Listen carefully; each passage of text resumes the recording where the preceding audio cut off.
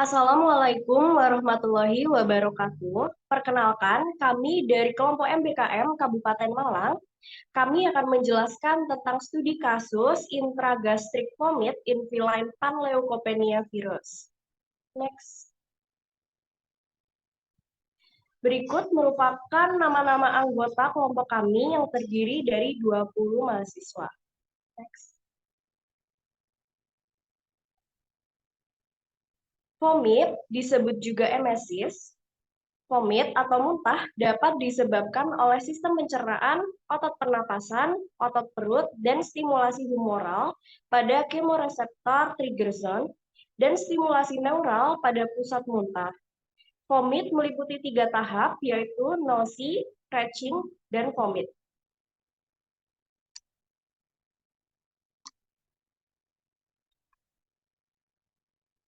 Tahapan vomit meliputi tahap nausea, terdapat gejala depresi, persalivasi, mengandung bikarbonat untuk melumasi esofagus dan menetralkan keasaman asam lambung, dan juga adanya peningkatan motilitas retrograde dari proksimal usus halus.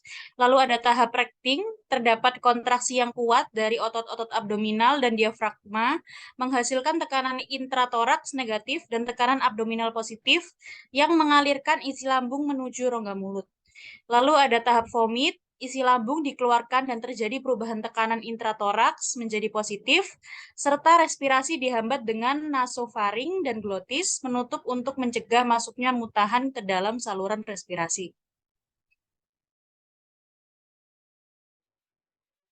Oke, jalur vomit. Jalur vomit ini ada 4. Yang pertama, jalur vagal dan aferen simpatetik melalui reseptor-reseptor yang ada pada organ yang berada di dalam perut. Yang kedua, melalui kemoreseptor trigger zone yang berada di depan ventrikel otak. Keempat, dan tidak diproteksi oleh sawar otak, blood-brain barrier. Yang ketiga, melalui pusat muntah dapat distimulasi oleh rangsangan pada korteks cerebral atau limbic system di otak. Yang keempat, melalui rangsangan pada vestibular apparatus.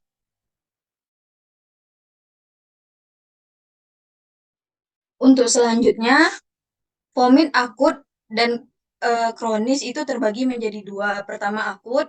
Untuk yang akut, hewan dianggap mengalami vomit akut apabila gejalanya hanya berlangsung dalam 1-7 hari. Nah, untuk vomit akut ditandai dengan muntah yang terjadi tiba-tiba dan asal atau penyebabnya sering tidak diketahui. Nah, untuk kronis sendiri, vomit dikategorikan kronis apabila terjadi lebih dari 7 hari secara periodik. Nah, untuk vomit kronis ditandai dengan muntah yang bersifat progresif dan sering terjadi berulang-ulang dalam kurun waktu tertentu.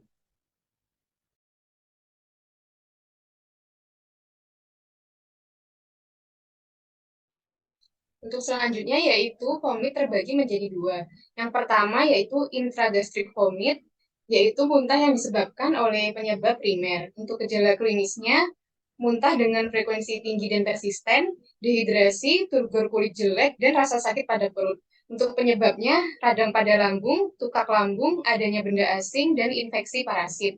Untuk lokasinya yaitu ada di lambung dan usus. Untuk yang kedua yaitu extragastric vomit yang disebabkan oleh penyebab sekunder. Untuk gejala klinisnya, muntah tidak berhubungan dengan waktu makan atau inkonsisten. Untuk penyebabnya sendiri ada pankreatitis, gagal ginjal, obstruksi kandung kemih, Addison disease, hipertiroid, dan intoksikasi. Untuk lokasinya sendiri yaitu terdapat pada organ selain pada lambung dan usus.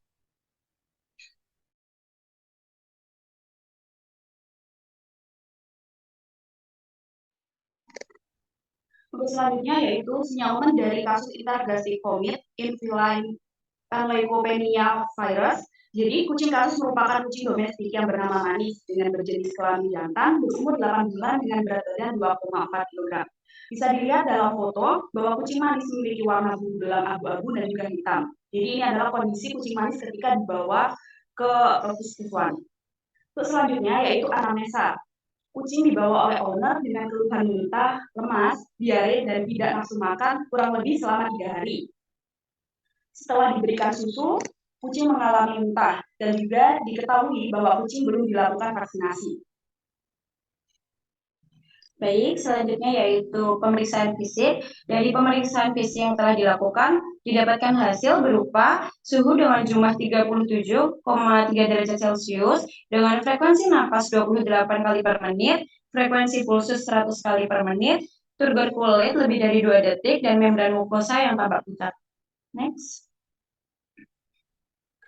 Berdasarkan dari anamnesa dan pemeriksaan fisik, diketahui kucing tersebut suspek parleukopenia. Hal ini diketahui dari gejala klinis yang telah diamati sebelumnya, yaitu berupa letargi, timpani, mukosa pucat, anus hiperemis, dan menunjukkan bau khas panleukopenia serta vomit.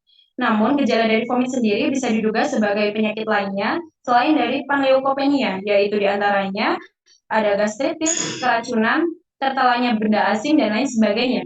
Sehingga untuk memastikan dari diagnosis tersebut, maka dilakukan pemeriksaan lanjutan menggunakan sampel swab tenggorokan dan juga feses yang diuji pada rapid test kit FPV.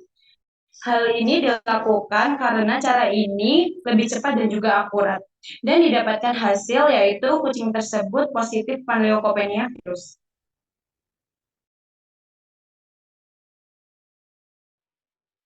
Selanjutnya, FPV atau yang disebut Feline distemper, Feline parvoviral enteritis disebabkan oleh Feline panleukopenia virus. Nah, penularan ini dapat terjadi melalui jalur fekal oral dan penularan tidak langsung melalui benda yang terkontaminasi. Awalnya virus bereplikasi di jaringan limfoid orofaring, setelah itu menyebar melalui darah ke seluruh jaringan. Infeksi jaringan limfoid menyebabkan nekrosis jaringan limfoid. Virus ini bereplikasi di sel epitel ruang bawah tanah usus dengan pemendekan villi, peningkatan permeabilitas usus, dan malabsorpsi. Masa inkubasi yang diperlukan virus ini yaitu 2-10 hari. Bentuk penyakit berakut melibatkan kematian tanpa tanda yang jelas. Infeksi pada anak kucing atau kucing dewasa menyebabkan tanda-tanda klinis seperti muntah, diare, intestinal bleeding, dan dehidrasi. Diare dan vomit dapat terjadi karena rusaknya epitel usus yang menyebabkan sistem pencernaan terganggu. Terganggunya sistem pencernaan tersebut juga berarti terganggunya gastrik dan intestin. Vomit yang terjadi juga berasal dari naiknya asam lambung akibat diare atau rusaknya epitel usus. Vomit yang keluar berupa sisa makanan dan asam lambung. Hal ini bisa dimasukkan ke dalam vomit intragastrik karena penyebabnya berasal dari gastrik dan intestin.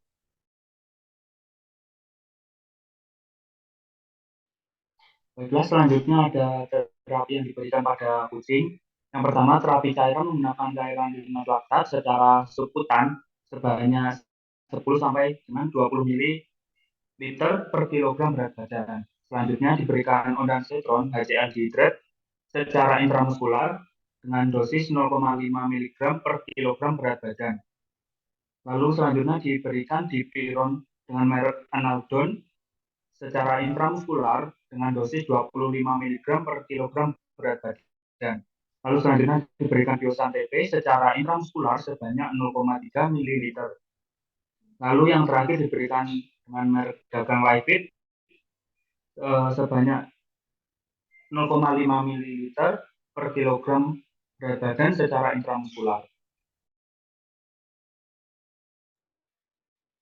Baik, selanjutnya ada kesimpulan dari informasi yang telah didapatkan melalui anamnesis serta pemeriksaan fisik yang sudah dilakukan, maka kucing manis didiagnosa suspek panleukopenia. Dengan dilakukannya pemeriksaan lanjutan yang cepat dan akurat, yaitu berupa rapid test kit dari Feline panleukopenia virus, dan hasil yang didapatkan yaitu positif. Nah, penanganan yang diberikan berupa terapi cairan menggunakan ringer laktat, lalu ada injeksi antimesis, ondansetron HCl, lalu ada Analdon, serta injeksi biosan TP, dan Lifefit. Next slide. Selanjutnya ada referensi yang kita gunakan untuk presentasi kali ini, yaitu dari buku internasional, yaitu dari British Small Animal Veterinary Association yang berjudul Manual of Canine and Feline Gastroenterology. Lalu ada Small Animal Formulary. Lalu ada majalah International Animal Network yang berjudul Animal Health Muntah. Lalu terdapat jurnal yang berjudul Small Animal Internal Medicine dan Detection of Feline Panleukopenia with Antigen Test Kit, dan juga terdapat buku ajar ilmu penyakit dalam veteriner anjing dan kucing. Next slide. Baik, sekian presentasi dari kelompok MBKM Cabang Malang mengenai intragastric vomit in feline Panleukopenia virus. Berikut merupakan penugasan untuk memenuhi mata kuliah IPDHK. Mohon maaf jika terdapat kesalahan pada hasil presentasi dari kami. Sekian dan terima kasih. Wassalamualaikum warahmatullahi wabarakatuh.